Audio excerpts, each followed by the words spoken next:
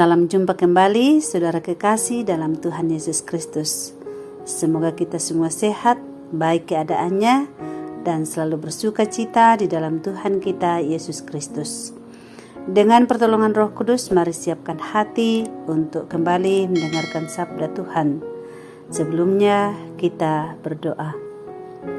Bapa di dalam surga, puji syukur kami persembahkan kepadamu. Tuhan masih memberi waktu bagi kami. Tuhan setia memelihara kami. Saat ini kami menyiapkan hati kami untuk mendengarkan firman-Mu. Bersabdalah kepada kami Tuhan. Berikanlah kepada kami pengertian dan hikmat, dan singkapkanlah kebenaran itu untuk kami. Firman-Mu akan terus kami jadikan pedoman dan penuntun dalam kehidupan kami.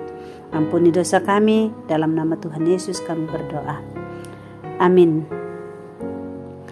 1 Korintus pasal 1 ayat 18 sampai ayat yang ke-31. Sabda Tuhan demikian, hikmat Allah dan hikmat manusia. Sebab pemberitaan tentang salib memang adalah kebodohan bagi mereka yang akan binasa, tetapi bagi kita yang diselamatkan, pemberitaan itu adalah kekuatan Allah. Karena ada tertulis, Aku akan membinasakan hikmat orang-orang berhikmat, dan kearifan orang-orang bijak akan kulenyapkan. Di manakah orang yang berhikmat? Di manakah ahli Taurat? Di manakah pembantah dari dunia ini? Bukankah Allah telah membuat hikmat dunia ini menjadi kebodohan? Oleh karena dunia dalam hikmat Allah tidak mengenal Allah oleh hikmatnya, maka Allah berkenan menyelamatkan mereka yang percaya oleh kebodohan pemberitaan Injil. Orang-orang Yahudi menghendaki tanda dan orang-orang Yunani mencari hikmat, tetapi kami memberitakan Kristus yang disalibkan, untuk orang-orang Yahudi suatu batu sandungan, dan untuk orang-orang bukan Yahudi suatu kebodohan. Tetapi untuk mereka yang dipanggil, baik orang Yahudi maupun orang bukan Yahudi, Kristus adalah kekuatan Allah dan hikmat Allah. Sebab yang bodoh dari Allah lebih besar hikmatnya daripada manusia, dan yang lemah dari Allah lebih kuat daripada manusia. Ingat saja, saudara-saudara, bagaimana keadaan kamu ketika kamu dipanggil. Menurut ukuran manusia, tidak banyak orang yang bijak, tidak banyak orang yang berpengaruh, tidak banyak orang yang terpandang. Tetapi apa yang bodoh bagi dunia dipilih Allah untuk memalukan orang-orang yang berhikmat, dan apa yang lemah bagi dunia dipilih Allah untuk memalukan apa yang kuat, dan apa yang tidak terpandang dan yang hina bagi dunia dipilih Allah, bahkan apa yang tidak berarti dipilih Allah untuk meniadakan apa yang berarti, supaya jangan ada seorang manusia pun yang memegahkan diri di hadapan Allah. Tetapi oleh Dia kamu berada dalam Kristus Yesus, yang oleh Allah telah menjadikan hikmat bagi kita. Ia membenarkan dan menguduskan dan menebus kita. Karena itu seperti ada tertulis, barang siapa yang bermegah, hendaklah ia bermegah di dalam Tuhan. Amin.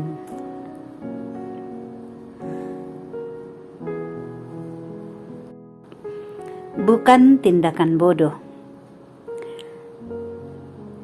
Sebab pemberitaan tentang salib memang adalah kebodohan bagi mereka yang akan binasa, tetapi bagi kita yang diselamatkan, pemberitaan itu adalah kekuatan Allah. Saudara-saudara, perhelatan SEA Games ke-30 di Filipina tahun 2019 lalu mencatat sebuah kisah heroik. Roger Kasugei, atlet selancar tuan rumah, sedang memimpin lomba dan tinggal selangkah lagi menggapai kemenangan. Itu artinya medali emas sudah di depan mata. Tetapi tiba-tiba ia melewatkan peluang menang itu begitu saja. Setelah dilihatnya Arif Nur Hidayat, atlet selancar Indonesia yang hampir tenggelam tergulung ombak. Roger memilih untuk berhenti dan rela kehilangan peluang meraih medali demi menyelamatkan salah satu pesaingnya itu. Bagi sebagian orang, aksi Roger melewatkan kemenangan mungkin dianggap sebagai kebodohan. Namun bagi Arif, orang yang diselamatkan itu, Roger telah menunjukkan sikap seorang pemenang sejati. Sebagaimana halnya pemberitaan tentang salib, orang-orang yang akan binasa menganggapnya sebuah kebodohan. Tetapi bagi orang-orang yang diselamatkan, pemberitaan salib itu adalah kekuatan Allah. Ya, karena kasih-Nya yang begitu besar, Tuhan dengan rela kehilangan hak-Nya yang penuh kemuliaan itu datang ke dunia, menjadi manusia dan mati di kayu salib.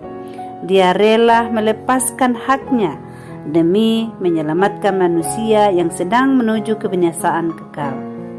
Sungguh, kematian Kristus di kayu salib adalah kebodohan bagi orang-orang tidak percaya yang sedang menuju kebinasaannya. Tetapi bagi kita yang percaya kepadanya, Kristus telah menunjukkan kemenangannya atas maut. Segala derita salib yang dialami Kristus itu memberi kita harapan baru dan keyakinan baru bahwa kita telah dimenangkan bersama-sama Dia. Karena kasih-Nya, Ia rela meninggalkan segala kemuliaan dan menuju salib demi menyelamatkan manusia yang sedang menuju kebinasaan. Tuhan memberkati kita melalui kebenaran firman Tuhan ini. Amin. Kita berdoa. Bapa, terima kasih bahwa Engkau sendiri sudah menyatakan kasih-Mu yang begitu besar kepada kami, sehingga kami diselamatkan.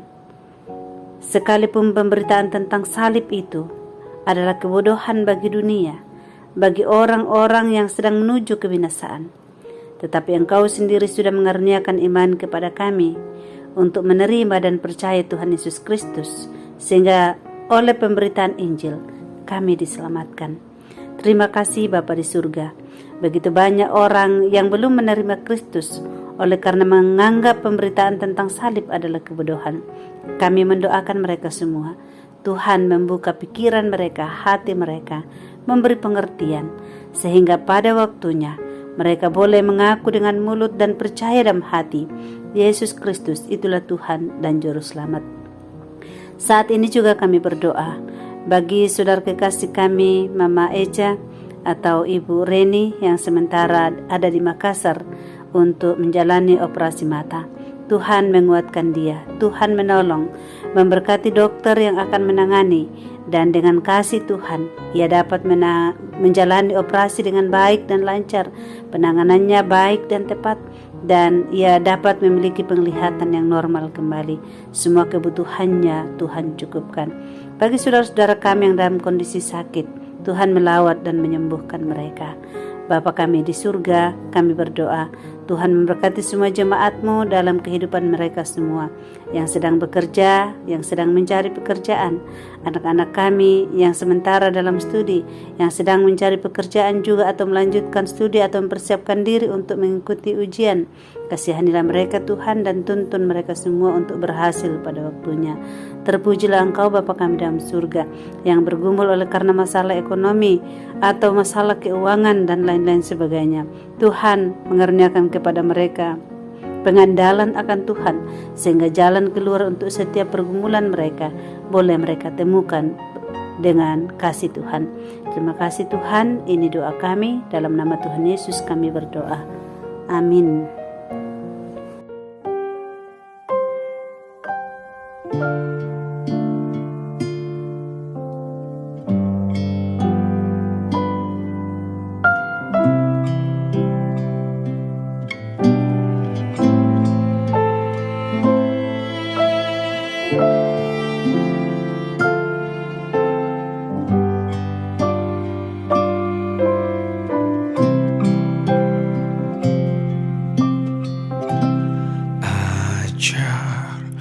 Ku mengerti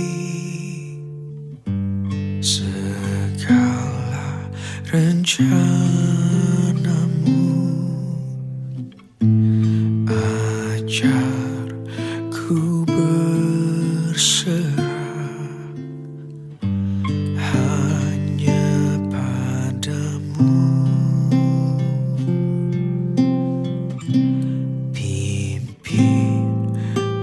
Jalanku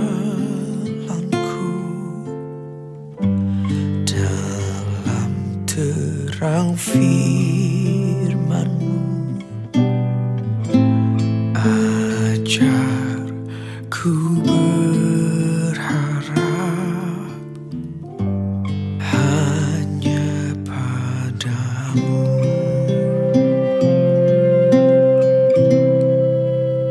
Bapakku, ajaib segala rancangan-Mu,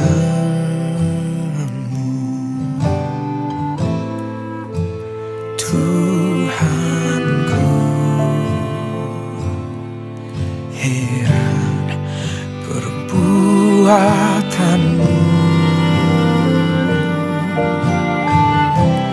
Engkau sanggup mengadakan segala yang ku perlukan menurut kehendak-Mu, terjadilah.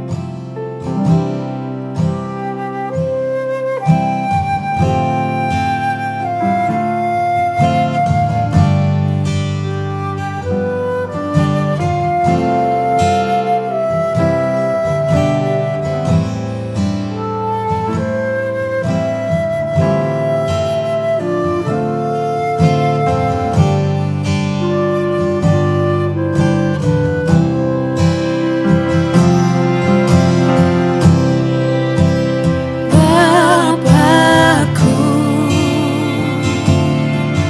ajaib segala rancangan